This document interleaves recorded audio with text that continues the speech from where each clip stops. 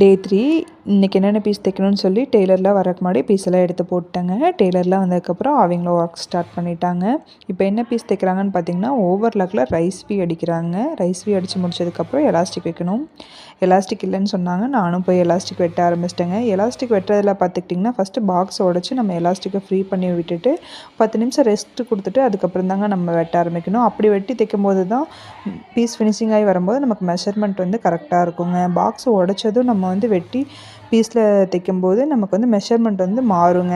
Piece finishing ஆனதுக்கப்புறம் நமக்கு 1 CM இல்லை 2 சிஎம் வந்து நமக்கு வந்து மெஷர்மெண்ட் வந்து கம்மியாயிருங்க. அதனால் வந்து எப்பயுமே பாக்ஸை ஃப்ரீ பண்ணி விட்டுட்டு எலாஸ்டிக் ஃப்ரீ பண்ணி விட்டுட்டு அதுக்கப்புறம் நீங்கள் வந்து தைக்க ஆரம்பிங்க. செக்கிங்க்கு பீஸெல்லாம் ரெடி ஆகிடுச்சிங்க. அந்த பீஸெலாம் கொண்டு போய் செக்கிங்கில் போட்டுட்டு அங்கே ரெடியாக இந்த பீஸெல்லாம் எடுத்துகிட்டு வந்து ஃபஸ்ட்டு ஒரு கலராக கணக்கு எடுத்து எழுதி வச்சிட்டேங்க.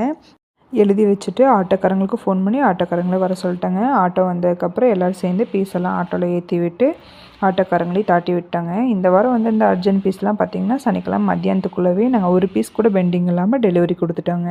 நெக்ஸ்ட்டு இன்னொரு வீடியோவில் பார்க்கலாங்க. நானும் போயிட்டு வரேங்க.